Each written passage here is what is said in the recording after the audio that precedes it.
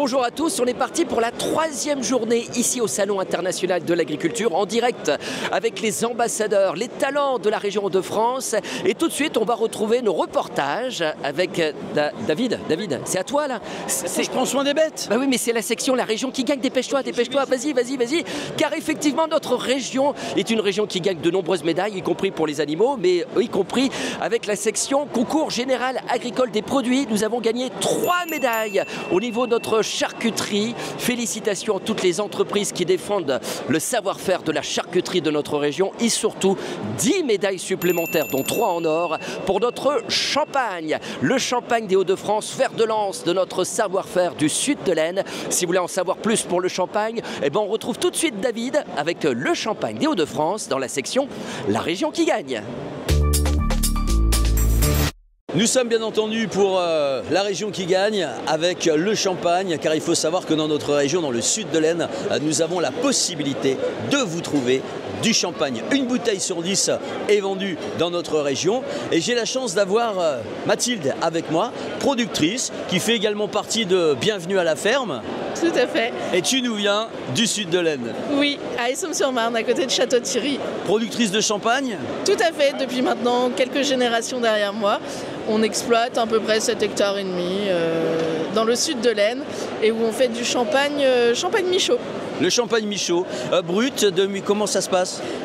On en a pour tous les goûts, tous les plaisirs. On va avoir du blanc de noir, différents dosages. On va faire aussi de l'accueil sur l'exploitation, de la visite, de la dégustation, des ateliers aussi thématiques, enfin de quoi ravir les particuliers comme les professionnels. Eh bien n'hésitez pas, si vous venez faire un petit tour justement dans notre région, c'est encore une fois une région qui gagne et nous avons la chance d'avoir le champagne de l'homme avec nous. Eh bien je pense qu'avec modération, on peut peut-être se faire une petite dégustation, Mathilde. Eh bien allez, on est parti. L'abus d'alcool, bien entendu, est dangereux pour la santé, toujours à consommer avec modération. Et nous allons vous quitter en trinquant avec Mathilde. Santé Mathilde. Allez, c'est la séquence invitée avec Rémi Barret, qui est journaliste chez RMC, mais surtout de la région de France. Tu viens de quel endroit exactement? Absolument, je suis né à Cambrai, j'ai fait mes études à Lille et je vis aujourd'hui à Cambrai. Alors on a la chance de t'avoir avec nous dans l'émission Estelle Midi.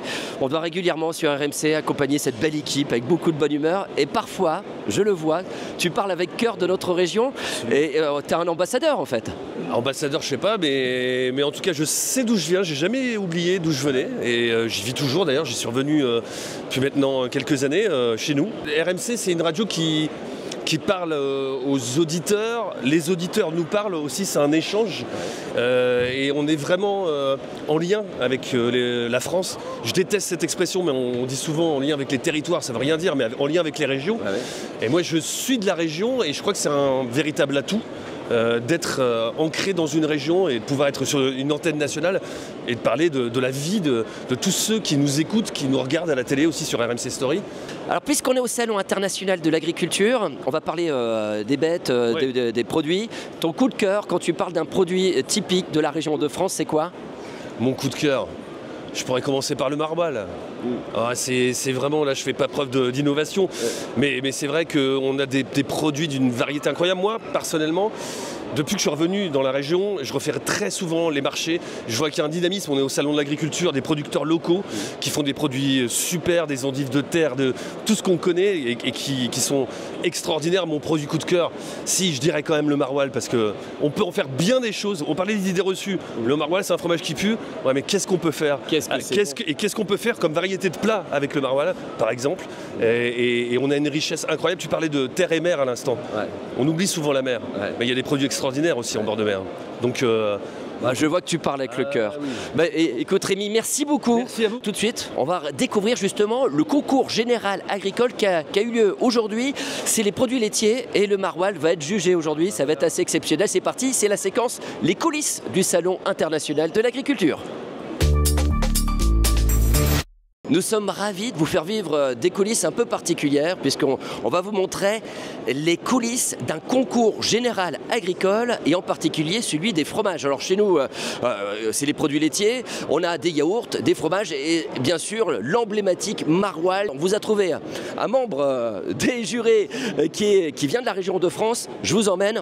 Bien le bonjour. Bonjour. Vous êtes membre du jury aujourd'hui pour les concours des produits laitiers. Oui. Comment c'est votre prénom? Présentez-vous un petit peu. Thierry. Moi je suis un ancien fromager à la retraite aujourd'hui, à Amiens dans la Somme. On est d'accord, vous ne savez pas ce que vous allez déguster. Pas du tout, c'est la surprise complète. Et aujourd'hui c'est le concours général sur les produits laitiers, donc la diversité de ce que vous pouvez goûter, c'est quoi exactement?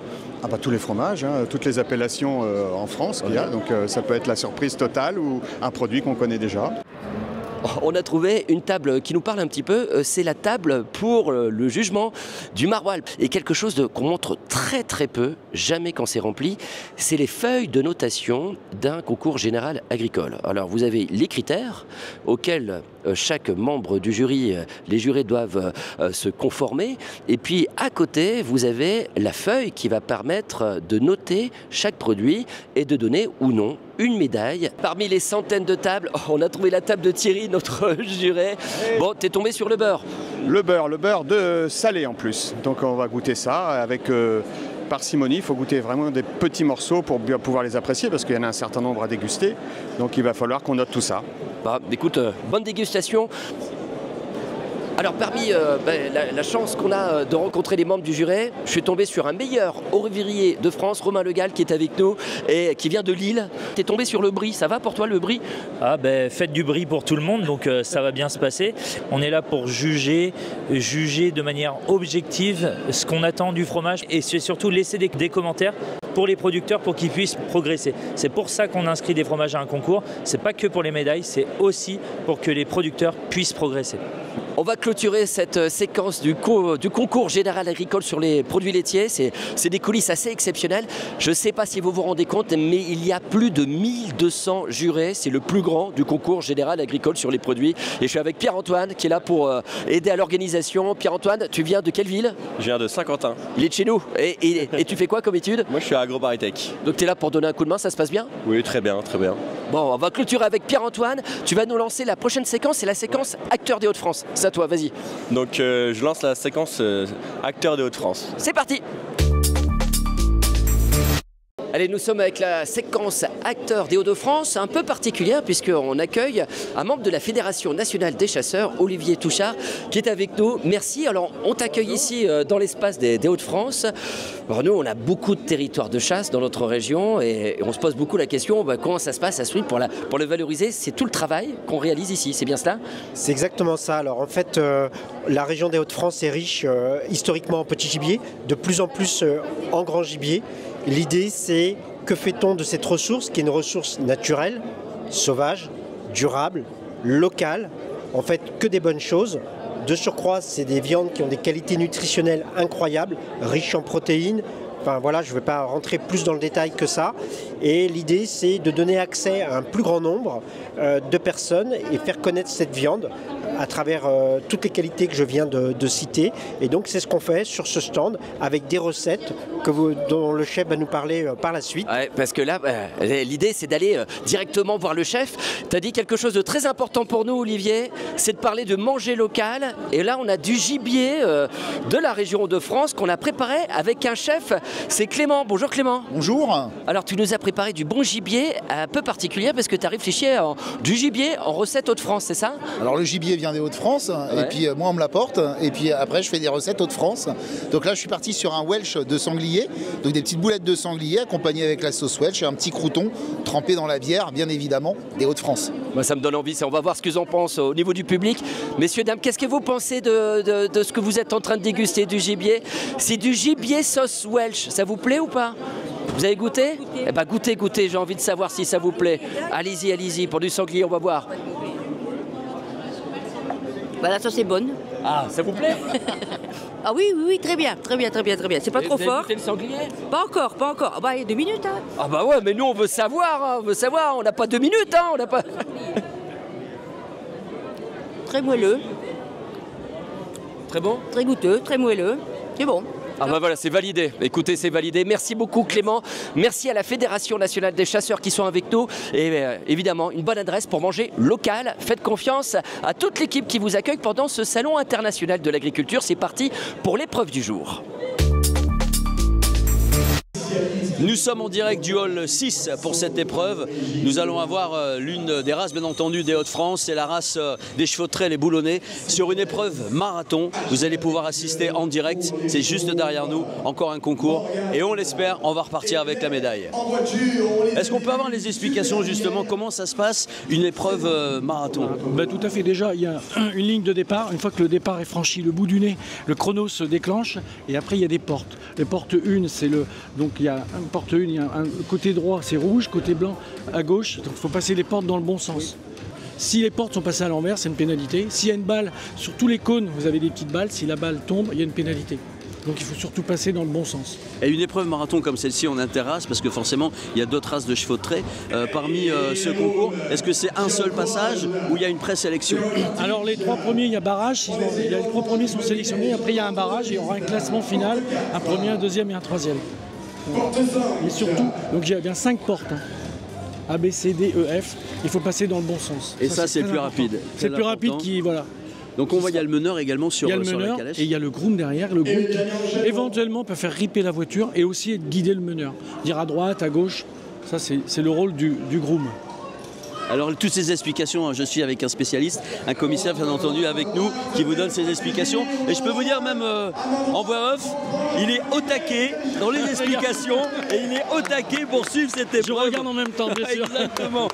Mais maintenant on va attendre les résultats parce que là c'était les derniers à passer les boulonnais. Non, il y a encore un. Il y a encore un? Oui, tout à fait. Donc il reste encore un. Deuxième dans le classement, donc il y a encore une race qui doit passer. Mais ils ont fait un sans faute et très bien, bravo à eux. Voilà, bravo à eux. Et puis on va les retrouver, je suppose. Et voilà, ils sortent, regarde, en image.